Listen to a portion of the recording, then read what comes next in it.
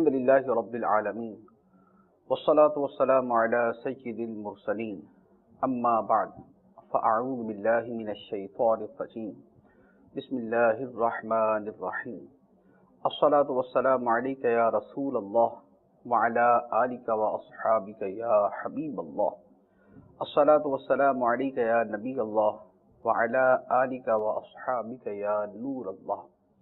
فیضان قرآن کے سلسلے میں حاضر ہیں اور آج سورہ مومن کی آیت نمبر 29 سے قرآن پاک کا درس سنیں گے۔ جو آیات بیان ہو رہی تھی اس میں ایک ایمان والے کا تذکرہ تھا جس کا تعلق فرعون کی قوم سے تھا،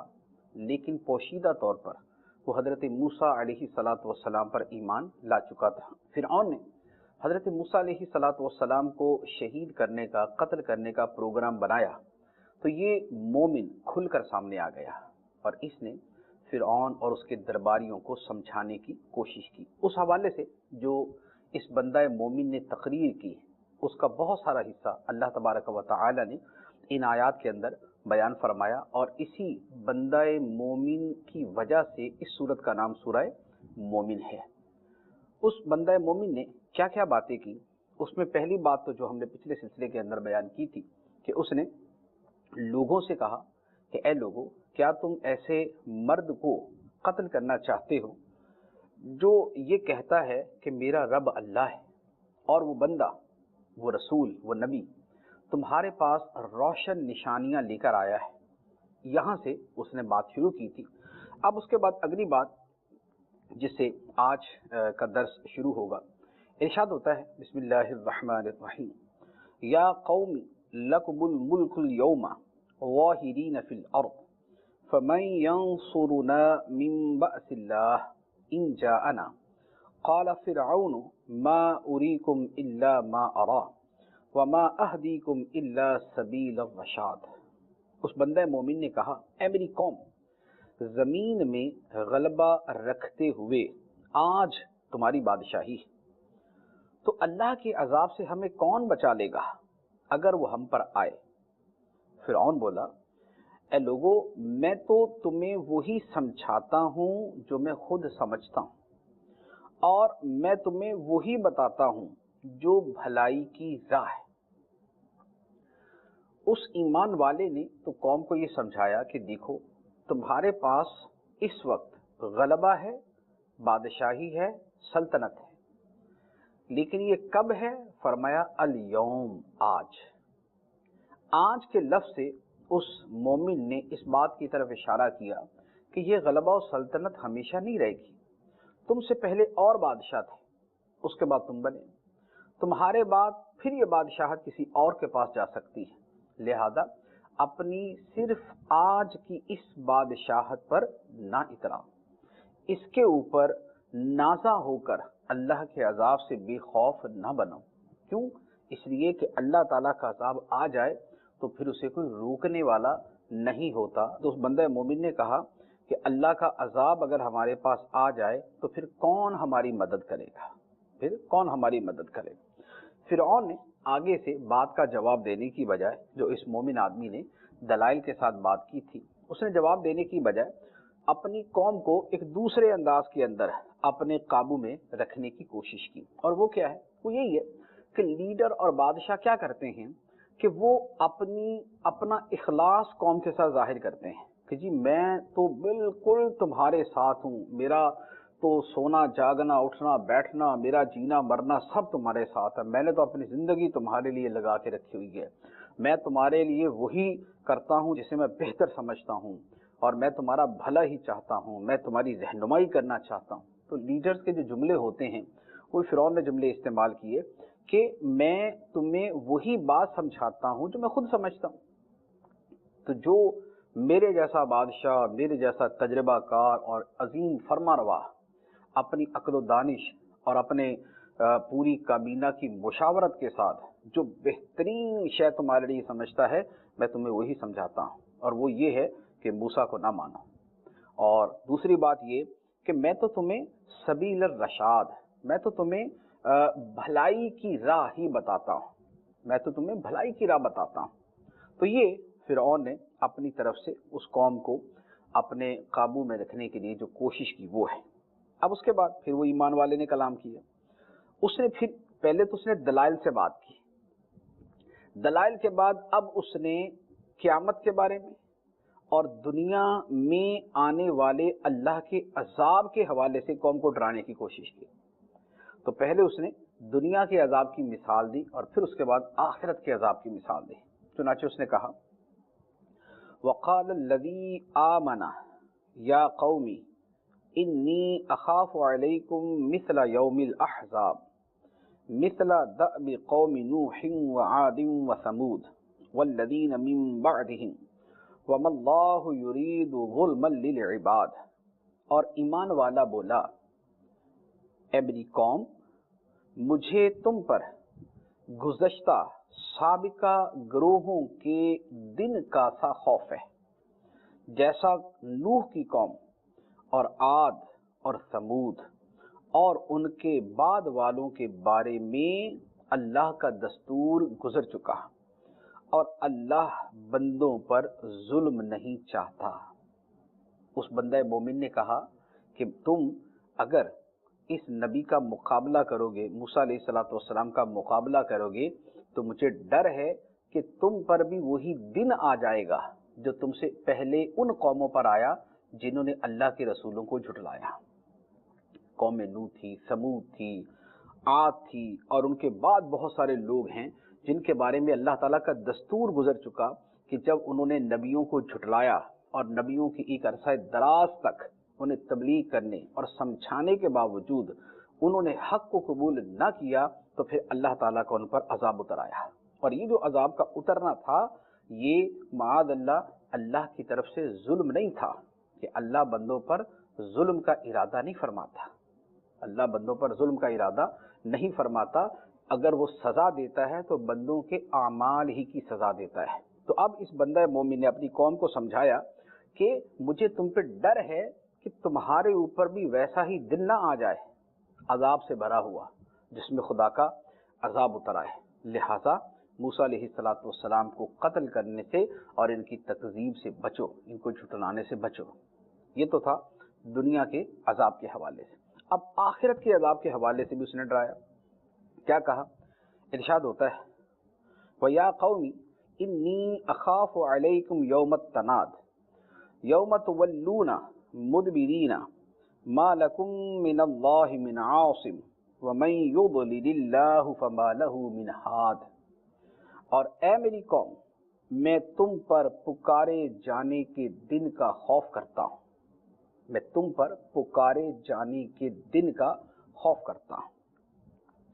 جس دن تم پیٹھ دے کر بھاگو گے، اللہ سے تمہیں کوئی بچانے والا نہیں ہے، اور جسے اللہ گمراہ کرے اسے کوئی راہ دکھانے والا نہیں۔ یہ قیامت کے بارے میں کہ اے میری قوم، ایک تو مجھے تم پر یہ ڈر ہے کہ تمہارے اوپر دنیا کے اندر ہی خدا کا عذاب نہ اتر آئے، اور مجھے تم پر یہ بھی ڈر ہے کہ قیامت کے دن تمہارا کیا حال ہو۔ یہ نہیں ڈر کہ قیامت آئے گی یا نہیں آئے گی، وہ تو یقیناً آنی ہے، مراد یہ کہ مجھے تمہارے اوپر اس دن کا بھی ڈر ہے کہ اس دن تمہارا کیا حال ہوگا۔ یوم التناد، تناد کہتے ہیں ایک دوسرے کے پکارنے کو، منادی کرنے، ندا کرنے کو، جیسے ایک دوسرے کو آوازیں دے رہا، وہ اس کو آوازیں دے رہا، باہم ایک دوسرے کو پکارنے کو تناد کہتے ہیں، منادی کرنا، ندا کرنا۔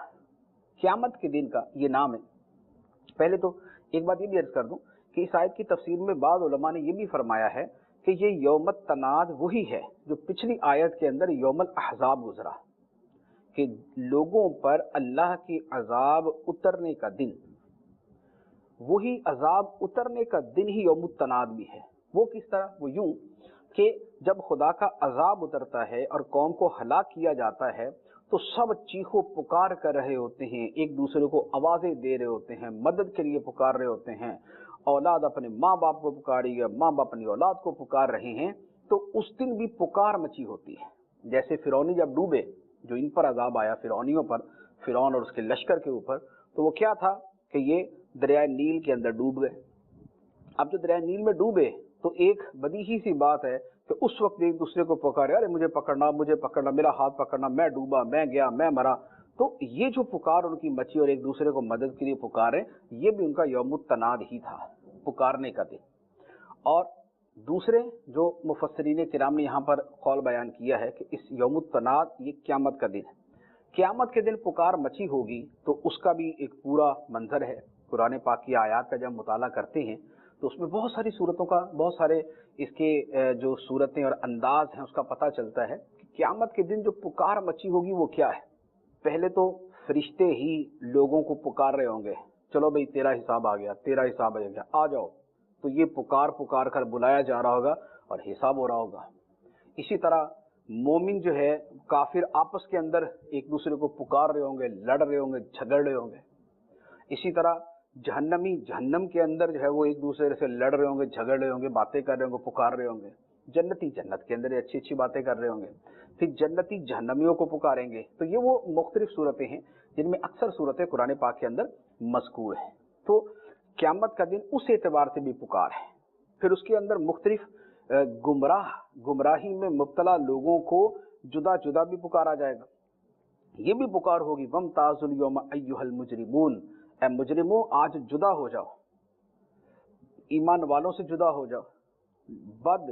برے گناہگار نیکوں سے جدا ہو جائیں۔ پھر ان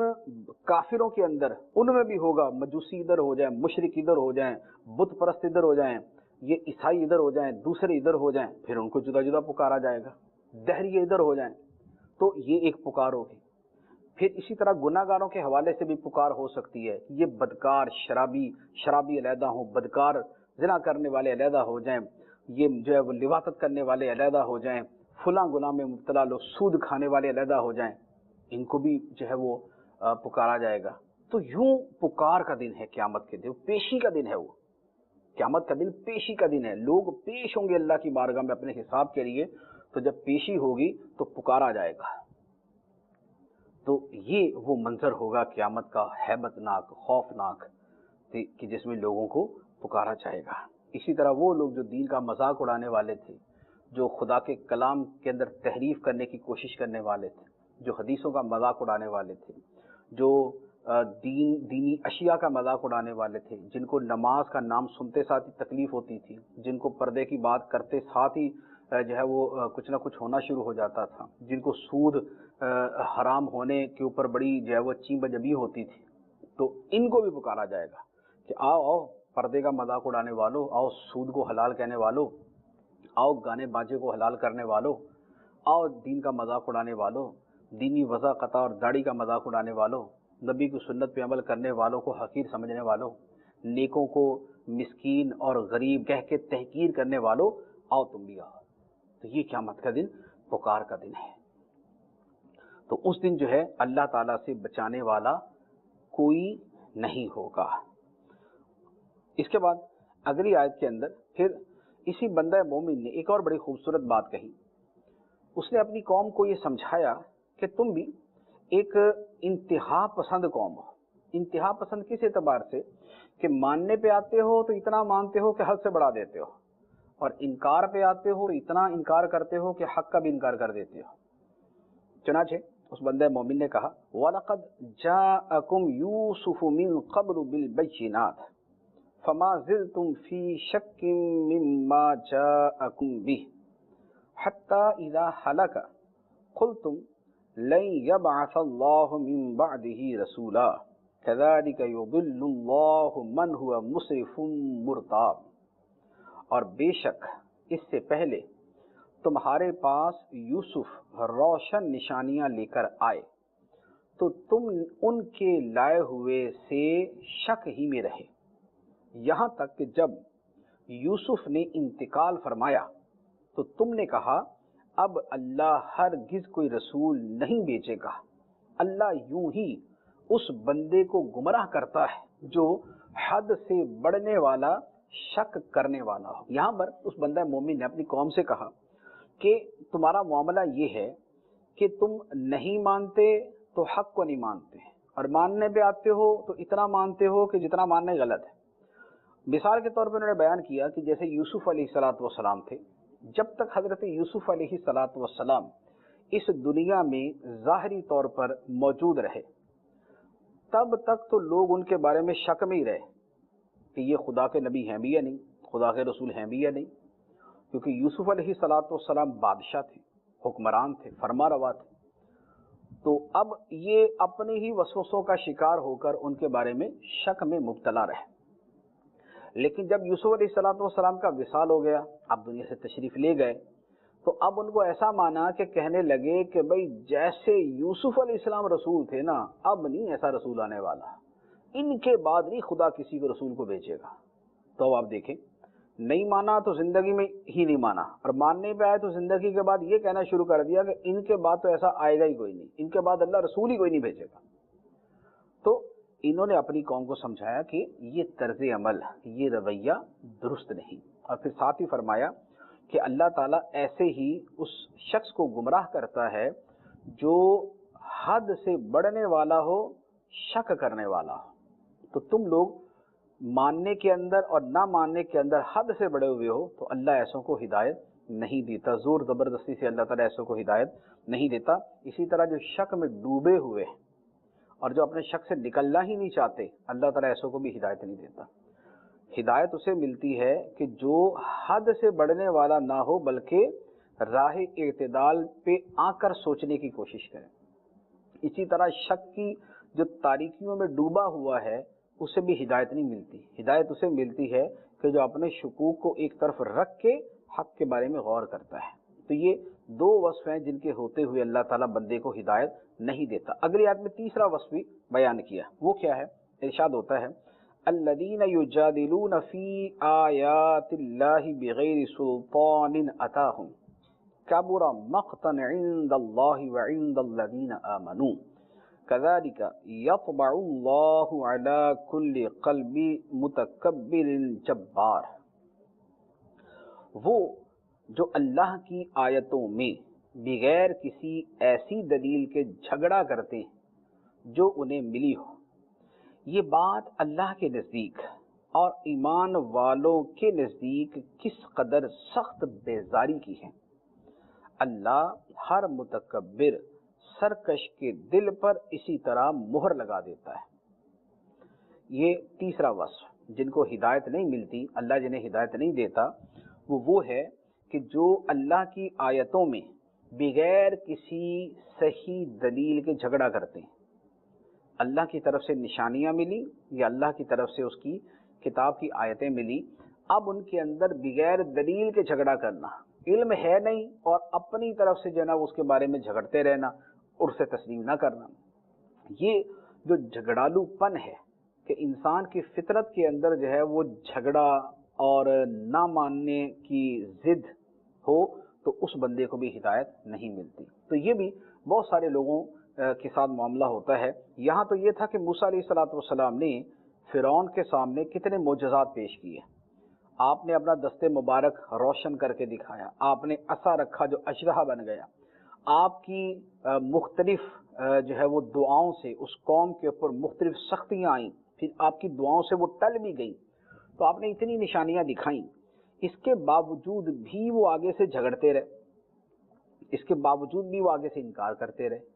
تو اب جو حق دیکھنے کے باوجود اور اس کے دلائل کو دیکھنے کے باوجود بھی نہ مانے، تو پھر اسے ہدایت نہیں ملتی۔ ایک بات، دوسری بات یہ ہے، اس سے یہ بھی پتہ چلا کہ بغیر علم اور دلیل کے اللہ تعالیٰ کی آیتوں میں بحث کرنا حرام۔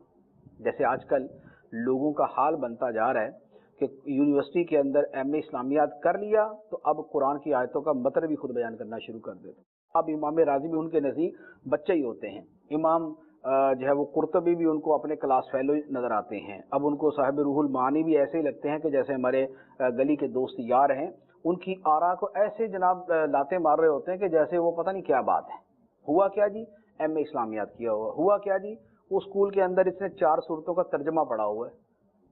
تو اگر یہ 4 صورتوں کا ترجمہ پڑھ کے اور 3 صورتوں کی تفسیر پڑھ کے اور چند اخلاقیات کی باتیں پڑھ کے اگر اپنے آپ کو یہ سمجھ کے بیٹھے ہوئے کہ ہم قرآن کی تفسیر کرنے کے قابل ہو گئے اور بڑے بڑے مفسرین اور آئمہ دین اور آئمہ مجتہدین کے فہم قرآن کو چیلنج کر سکتے ہیں، تو اس سے بڑھ کے جاہل کون ہو سکتا ہے؟ اس سے بڑھ کے جہالت کیا ہو سکتی ہے؟ وہ اسی آیت کے مصداق ہیں کہ اللہ کی آیتوں میں بغیر کسی دلیل کے جھگڑا کرتے ہیں۔ لہذا ہمیشہ جو ایسا کرتے ہیں ان سے بھی عرض ہے کہ خدا کا واسطہ اس طرح کی حرکتوں سے بعد آئیں، لوگوں کے دین و ایمان سے نہ کھیلیں اور قرآن کو مذاق نہ بنائیں اور قرآن کو ایسی معمولی کتاب نہ سمجھیں کہ آپ جیسے چاہیں اس کے ساتھ کھیلتے رہیں۔ اور جو لوگ اور جو عوام ہے ان کو جو ہے وہ یہی نصیحت ہے کہ جو شخص اوتھینٹک عالم دین نہیں ہے، علم عقیدے کے اعتبار سے پختہ نہیں ہے، اس بندے کی قرآن کے حوالے سے بات ہی نہ سنیں۔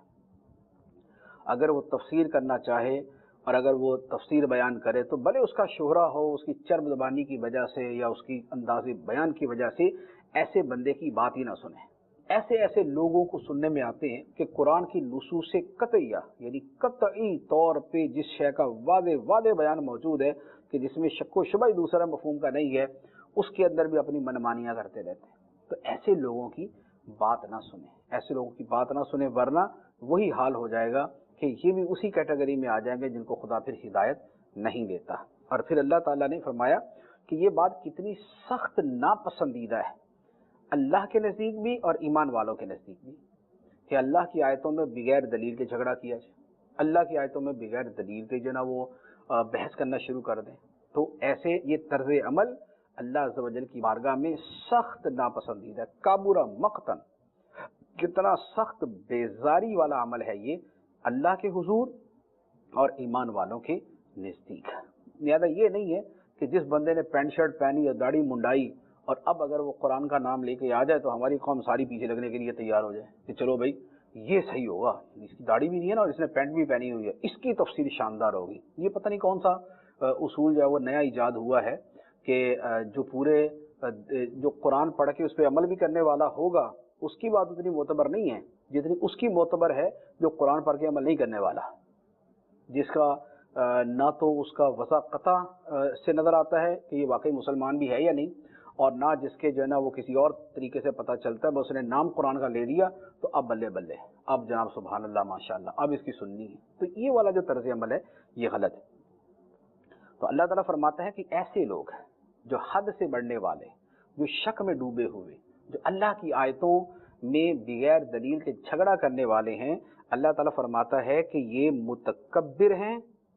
سرکش ہیں، ان کے دلوں پر اللہ مہر لگا دیتا ہے، ان کے دلوں پر اللہ تعالیٰ مہر لگا دیتا ہے۔ جب مہر لگ جاتی ہے تو پھر ہدایت نہیں ملتی۔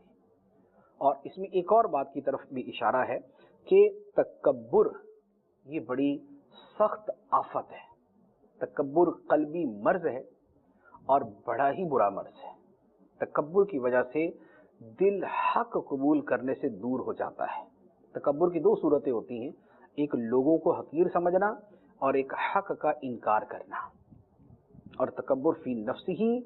دل کو ایسا سخت کر دیتا ہے کہ اس میں نصیحت کی بات نہیں اترتی اور بندے کو ہدایت نہیں ملتی۔ لہذا اپنے دل کو تکبر سے بچا کے رکھیں، اپنے دل میں عاجزی پیدا کریں۔ عاجزی ہوگی تو دل حق قبول کرے گا اور اس کے اندر کچھ حق بات اترے گی۔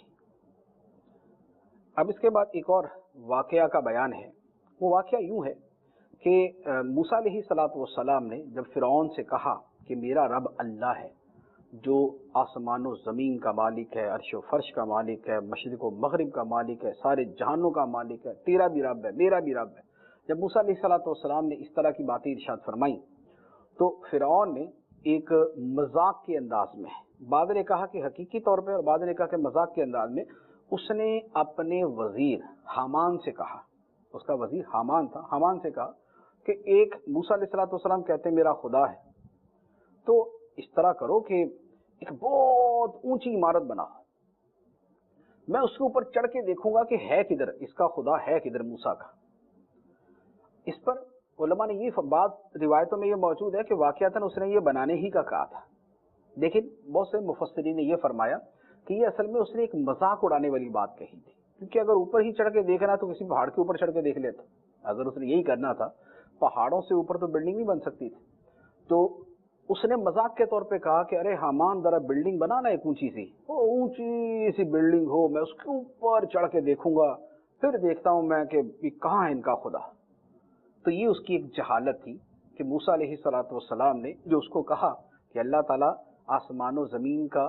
رب ہے اور تمہارا میرا رب ہے، سارے جہانوں کا رب ہے، تو اس نے اپنی طرف سے یہ بنا لیا کہ اچھا ٹھیک ہے ابھی اللہ تعالیٰ اوپر ہی ہوگا تو میں جا کے ذرا جھانک کے دیکھتا ہوں۔ تو اب یہ اس کی جہالت تھی جس کی بنا پہ اس نے بات کی۔ موسیٰ علیہ الصلوۃ والسلام نے تو ایسی بات ہی نہیں فرمائی تھی کہ اللہ تعالیٰ اوپر ہے۔ آپ نے تو ایسے الفاظ یہاں کی نہیں ارشاد فرمائے۔ اور پھر اللہ تعالیٰ کی جو شان ہے، اللہ تعالیٰ کی جو ذات مبارکہ ہے، وہ ویسے ہی مکان سے پاک ہے، وہ اس سے پاک ہے کہ وہ کسی جگہ میں محدود ہو، کہ کسی جگہ میں محدود ہو۔ اگر جگہ میں محدود ہو تو جگہ بڑی ہو جائے گی، اللہ تعالیٰ سے چھوٹا۔ جب کوئی شے کسی جگہ میں ہوتی ہے تو جگہ بڑی ہوتی ہے تو بندہ اس کے اندر ہوتا ہے نا، وہ شے اس کے اندر ہوتی ہے۔ جبکہ ہمارا عقیدہ اللہ اکبر، اللہ سب سے بڑا ہے، تو پھر وہ شے تو اللہ تعالیٰ سے بڑی ہو گئی جس شے کے اندر اللہ تعالیٰ ہے۔ تو یہ جو اللہ تعالیٰ کے لیے عرش کا ہے یا اس طرح کی روایات ہوتی ہیں کہ اللہ تعالیٰ آسمانوں میں ہے، تو یہ متشابہات میں سے ہے جن پر ہمارا ایمان ہے کہ یہ اللہ تعالیٰ کی صفات ہیں، اللہ کی شایان شان۔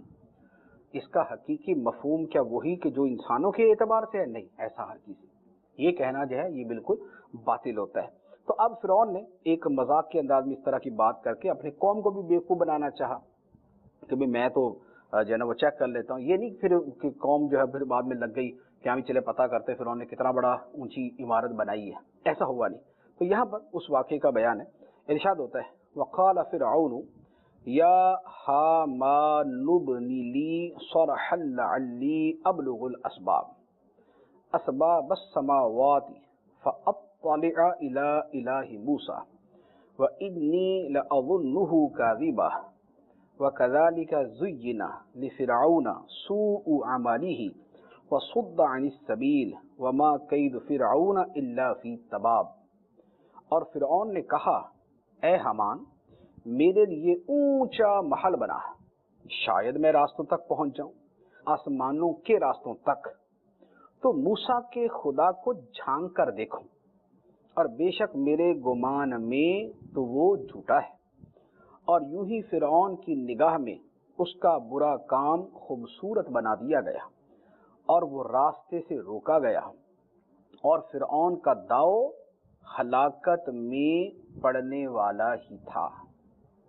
یہ وہ ہے جس کا میں نے خلاصہ پہلے عرض کر دیا۔ فرعون نے اپنے لوگوں سے تو کہہ دیا کہ میں جھانک کے دیکھوں گا کدھر خدا، مجھے تو نظر نہیں آیا۔ تو یہ آج کل بھی بعض لوگ سنا ہے کہ اس طرح کی جہالت ابھی قریب زمانے میں بھی لوگوں نے کی کہ وہ کوئی میزائل جو ہے وہ خلا کے اندر بھیج دیا تو وہ چند لاکھ اوپر جو ہے وہ گھوم پھر کے واپس آ گیا، تو انہوں نے اعلان کر دیا دیکھا جی ہمارا تو میزائل اور ہمارا یہ جو ہے وہ اتنا اوپر جا کے واپس آیا ہے سیارہ، اور اس کو تو کوئی خدا نظر نہیں آیا۔ تو اب اتنی بڑی جہالت کا کیا بندہ جواب دے؟ ان کو وہی ہے جو قرآن پاک نے فرمایا وَإِذَا خَاطَبَهُمُ الْجَاهِلُونَ قَالُوا سَلَامًا، کہ جب جاہل ان سے بات کریں تو ان سے کہتے ہیں سلام، بھائی صاحب آپ اپنا راستہ لیجیے، آپ کو بات ہی سمجھ نہیں آ رہی تو آپ سے بات کیا کریں۔ تو اب یہ کہ جناب وہ ایک سیارہ بھیج دیا کہ دیکھیں خدا کہاں ہے، تو اس سے بڑھ کے جہالت کیا ہوگی؟ ابھی تو خود کائنات کتنی بڑی ہے اسی کا پتہ نہیں چلا۔ خدا نے یہ کتنی وسیع کائنات بنائی ہے، ابھی تو اس کی حدود کا ہی پتہ نہیں چلا، اور یہ کائنات تو پھیلتی جا رہی ہے، کھرب ہا کھرب میل تک یہ کائنات پھیلی ہوئی ہے، اس سے آگے کیا ہے وہ بھی خدا جانتا ہے، اور پھر ان سب کے بعد پھر خدا کی شان کیا ہے وہ خدا جانتا ہے۔ تو ابھی تو یوں کہہ لیں کہ ایک چیونٹی جو ہے، ایک چیونٹی ایک چھوٹے سے دانے کو پکڑ کے یہ کہے کہ دنیا کے سارے خزانے میرے پاس آ گئے، یا ایک چھوٹا سا کیڑا جو ہے وہ کسی چھوٹے سے پھل کے اندر، بیر کے اندر مثال کے طور پہ، یا لیچی کے اندر، وہ لیچی کے اندر سمجھے کہ جناب ساری دنیا یہی ہے، جبکہ دنیا تو بہت بڑی۔ تو یہ کائنات تو اتنی بڑی ہے کہ جس کا ابھی تک تو ہم پوری طرح تصور بھی نہیں کر پائے یہ ہے کتنی بڑی۔ تو اس کا جو خدا ہے، اس خدا کی شان کیا ہے، تو اس تک تو رسائی عقل انسانی کی ہو ہی نہیں سکتی۔ ہم تو آثار قدرت سے اور آثار صفات الہیہ سے خدا کو جانتے ہیں، اس کی معرفت حاصل کرتے ہیں۔ ذات خداوندی سبحان اللہ سبحان اللہ، اس کی صفات کی پوری معرفت حاصل کرنا محال ہے، ناممکن ہے۔ آثار سے ہم معرفت حاصل کرتے ہیں، یا خدا نے اپنا فضل فرمایا کہ اس نے اپنے رسولوں کے ذریعے ہمیں اپنی معرفت عطا فرما دی، اپنی صفات بیان فرما دی، اور ان صفات کا جو اس کے جو مظاہر ہیں وہ ہمیں بیان فرما دیے۔ یہ تو اس خداوند قدوس کی ہمارے اوپر مہربانی ہے۔ تو یہ چھوٹے چھوٹے پتنگے جتنے جہاز بھیج کے یہ بولتے پھرے کہ جناب ہم نے تلاش کیا خدا ہی نہیں ملا، تو ان جو ہے نا وہ لیچی کے اور کیا نام ہے بیر کے کیڑوں کو اور مزید کیا کہا جا سکتا ہے۔ اب اس کے بعد مرد مومن کی مزید بات، مرد مومن نے دوبارہ قوم کو نصیحت کی، اس نے کہا وقال الذی آمن یا قوم اتبعونی اہدکم سبیل الرشاد یا قومی انما هذه الحیات الدنیا متاع وان الآخرۃ ہی دار القرار۔ اور ایمان والے نے کہا اے میری قوم میرے پیچھے چلو میں تمہیں بھلائی کی راہ بتاؤں، اے میری قوم یہ دنیا کی زندگی تو تھوڑا سا سامان ہی ہے اور بے شک آخرت ہمیشہ رہنے کا گھر ہے۔ جو باتیں ارشاد فرمائی بڑی خوبصورت باتیں ہیں۔ پہلی بات جو یہاں آیتیں پڑھی کہ اس نے اپنی قوم سے کہا، بندہ مومن نے اپنی قوم سے کہا میرے پیچھے چلو میری اتباع کرو میں تمہیں بھلائی کی راہ بتاؤں۔ فرعون نے کہا تھا کہ میں تمہیں وما اہدیکم الا سبیل الرشاد، کہ وہ جو رشاد ہدایت کا راستہ ہے میں تو تمہیں وہی بتاتا ہوں۔ تو بندہ مومن نے بھی وہی الفاظ ارشاد فرمائے، اس نے کہا یہ نہیں میں تمہیں سیدھے راہ دکھاتا میری پیروی کرو، اس فرعون کی جو پیروی نہ کرنا یہ تو مروا دے گا تمہیں، خود بھی مرے گا تمہیں بھی مروائے گا، تو میرے پیچھے چلو میں تمہیں بھلائی کی راہ بتاؤں۔ اور پھر اس نے بڑی خوبصورت حقیقت بیان کر دی کہ یہ دنیا کی زندگی تو تھوڑا سا سامان ہی ہے، یہ تو 50 60 70 100 سال کچھ زیادہ لگا لے، کوئی 200 سال جی لے گا، کوئی 300 سال جی لے گا، ابھی تو یہ بھی نہیں ہے لیکن اس زمانے میں ہو سکتا ہے کہ اتنے لمبا عرصہ جیتے ہوں۔ تو اس نے کہا کہ یہ دنیا کی زندگی تو تھوڑا سا سامان ہے، آخرت ہمیشہ رہنے کا گھر ہے۔ تو یہ جو تھوڑی زندگی ہے اس کے پیچھے وہ ہمیشہ والی زندگی برباد نہ کرو۔ تو یہ اس بندہ مومن کا اپنے قوم سے خطاب تھا۔ یہاں پر ایک اور نقطہ بھی ہے، آپ نے جو آیتیں سنی ہیں یہ آیت اس میں آپ کو بار بار ایک لفظ ملا ہوگا یا قوم، اے میری قوم، اے میری قوم، اے میری قوم، اے میری قوم، کئی مرتبہ اس بندہ مومن نے یہی لفظ ارشاد فرمایا۔ اس کے پیچھے حکمت کیا ہے؟ اس کے پیچھے حکمت یہ ہے کہ اس میں ایک طرح کی خیر خواہی کا اظہار ہے کہ اے میرے لوگوں، اے میری قوم کے لوگوں، میں تمہاری قوم کا فرد بول رہا ہوں، میں تمہارا دشمن نہیں ہوں، میں تمہارا خیر خواہ ہوں، میں تمہاری بھلائی چاہتا ہوں، میں تمہیں ہلاکت سے بچانا چاہتا ہوں، تمہیں تباہی کے عمیق گڑھے میں گرنے سے بچانا چاہتا ہوں۔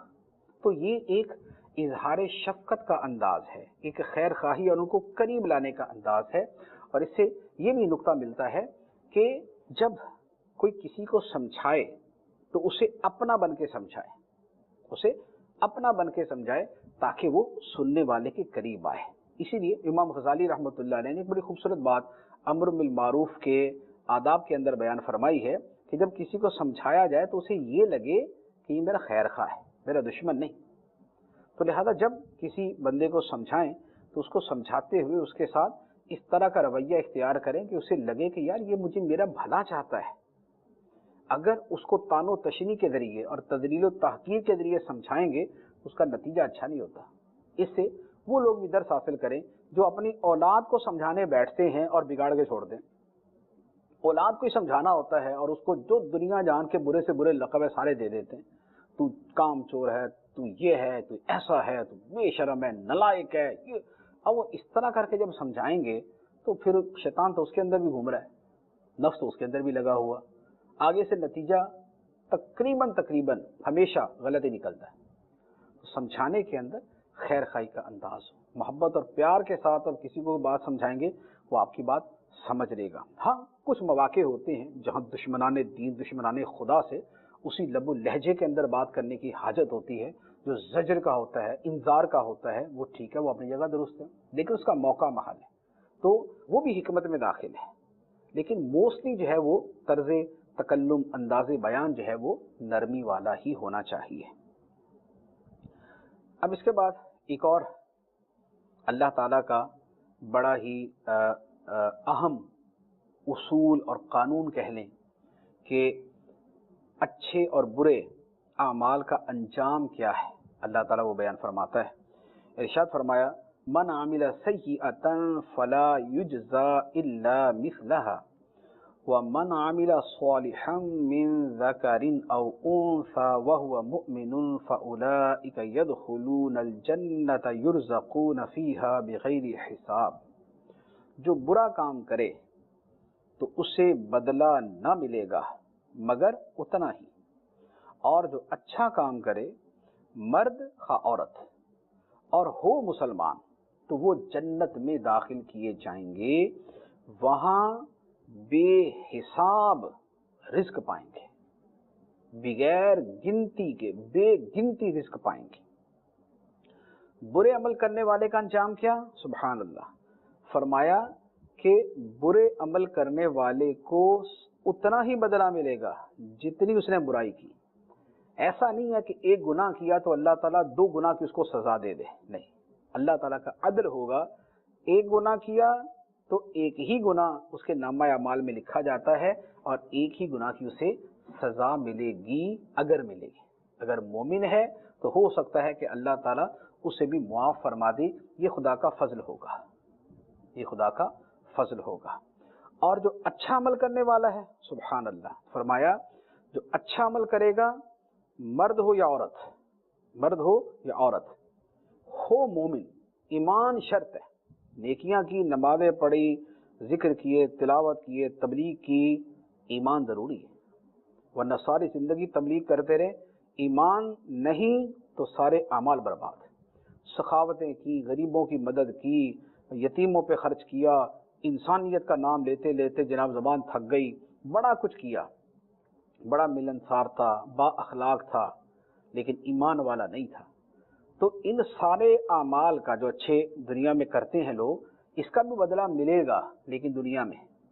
آخرت میں نہیں۔ ایمان نہیں تو آخرت میں صلہ کوئی نہیں۔ خدمت انسانیت کی، ملنساریت اختیار کی، بڑے اچھے اچھے کام کیے دنیا میں، سب کا صلہ اللہ تعالیٰ اسی دنیا میں دے دے گا، خواہ وہ پیسے کی صورت میں ہو، وہ عزت کی صورت میں ہو، وہ شہرت کی صورت میں ہو، وہ اولاد کی خوشیوں کی صورت میں ہو، اللہ تعالیٰ اسی دنیا کے اندر ہی سارا صلہ دے دے گا۔ آخرت میں اگر ثواب چاہیے، آخرت میں اجر چاہیے تو ایمان شرط ہے، یہ ہمیشہ یاد رکھیں۔ یہ قرآن پاک کی آیات میں جگہ جگہ بیان کیا جاتا ہے۔ آج کل جو نیا رجحان شروع ہو گیا نا کہ بس خدمت انسانیت کر لی تو جناب آپ تو جنت کے اندر ہی بیٹھے ہوئے ہیں، ایمان ہے یا نہیں ہے کوئی مسئلہ نہیں، ایسا نہیں ہے۔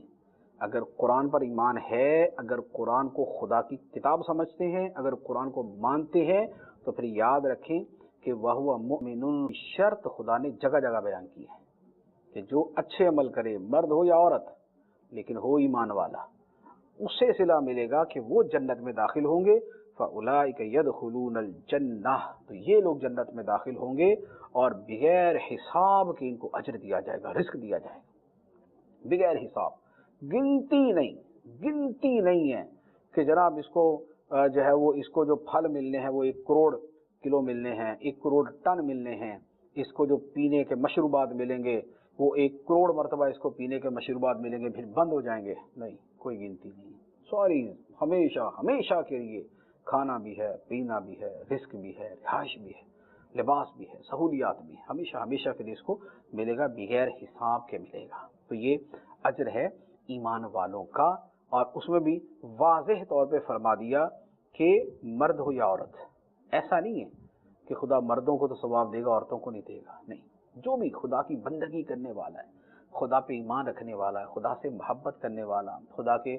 نبیوں پر ایمان رکھنے والا، دین کے ساری ضروریات پہ ایمان رکھنے والا، اچھے کام کرنے والا، نمازیں پڑھنے والا، روزے رکھنے والا، زکوٰۃ دینے والا، حج کرنے والا، قرآن کی تلاوت کرنے والا، اللہ کا ذکر کرنے والا، نبی پہ درود پڑھنے والا، ماں باپ کی خدمت کرنے والا، پڑوسیوں سے حسن سلوک کرنے والا، غریبوں کی مدد کرنے والا، یتیموں پہ شفقت کرنے والا، بیواؤں کی خدمت کرنے والا، جو بھی اچھا عمل کرے گا، مرد ہو یا عورت، اللہ تعالیٰ اسے اجر عطا فرمائے گا اور رزق بے حساب عطا فرمائے گا۔ اللہ تبارک و تعالی ہمیں عمل کی توفیق عطا فرمائے، آمین بجاہ النبی الامین صلی اللہ علیہ وسلم۔